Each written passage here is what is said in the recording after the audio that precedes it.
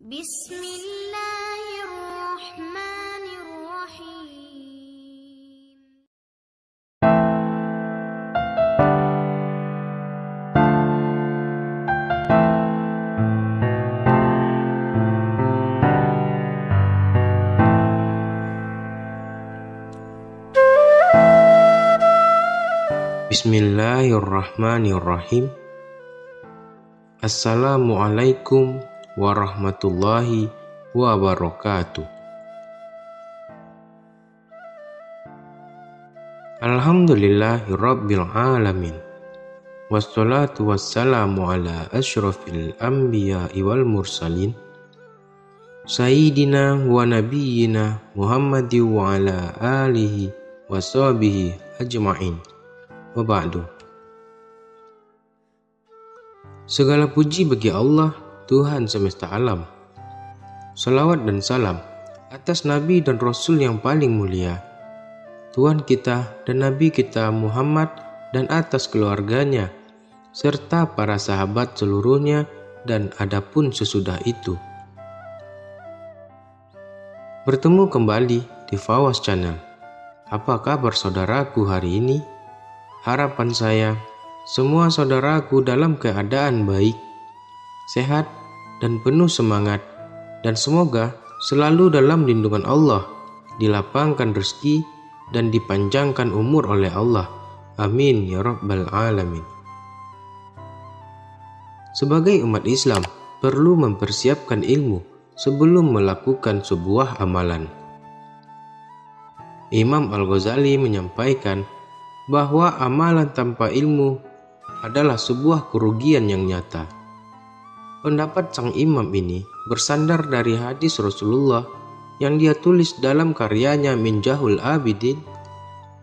Rasulullah menyebutkan salah satu sifat ilmu, yaitu tidur dengan berilmu lebih baik daripada sholat yang didasarkan kepada kebodohan.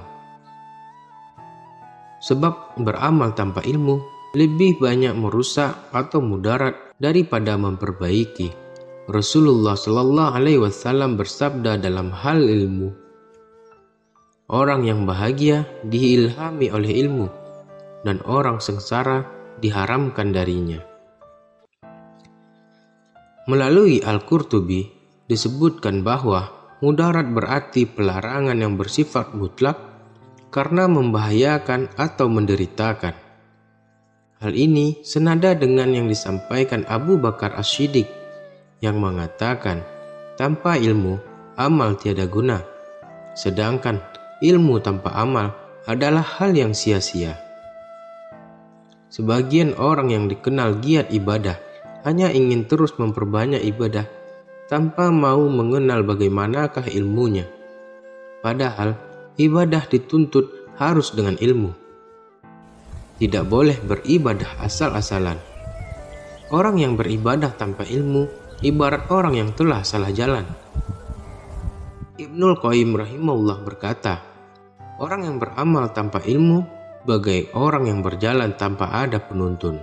Sudah dimaklumi bahwa orang yang berjalan tanpa penuntun akan mendapatkan kesulitan dan sulit untuk selamat. Taruhlah ia bisa selamat, namun itu jarang. Menurut orang yang berakal, ia tetap saja tidak dipuji, bahkan dapat celaan. Allah telah menetapkan sunnatullah, hukum alam atau kausalitas sebagai pijakan manusia dalam berusaha.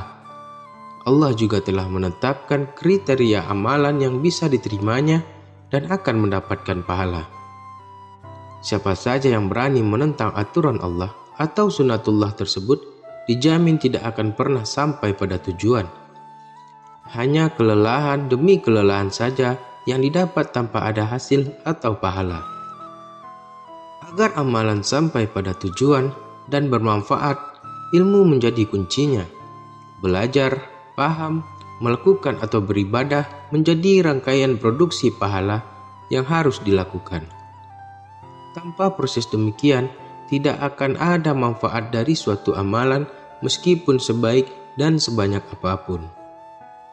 Dengan demikian, begitu pentingnya kewajiban beramal yang berlandaskan ilmu yang benar, yakni Al-Quran dan As-Sunnah.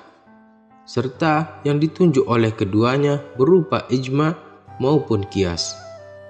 Tanpa ilmu, tapi berani beramal, niscaya akan terjerumus ke dalam lembah kesesatan, menyelisihi jalan yang lurus.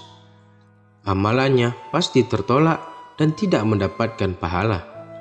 Juga berpotensi membatalkan amalan atau pahala lainnya yang jelas hanya menuruti hawa nafsu saja. Padahal menuruti hawa nafsu adalah sumber kehancuran dan berujung pada siksa yang pedih. Apalagi memperturutkan hawa nafsu dalam urusan agama, tentu lebih membahayakan lagi. Mengikuti hawa nafsu dalam beragama lebih parah dibandingkan mengikuti hawa nafsu dalam urusan syahwat. Al-Istiqomah Ibnu Taimiyah. Demikianlah pentingnya sebuah ilmu, agar semua yang kita kerjakan dapat dinilai dan diterima oleh Allah. Karena setiap ibadah yang kita kerjakan itu harus dengan ilmu. Jangan sampai ibadah kita ditolak dan menjadi sia-sia di akhirat kelak. Semoga ini semua bisa menjadi pengingat bagi kita semua agar lebih memperhatikan ibadah yang kita lakukan. Assalamualaikum warahmatullahi wabarakatuh.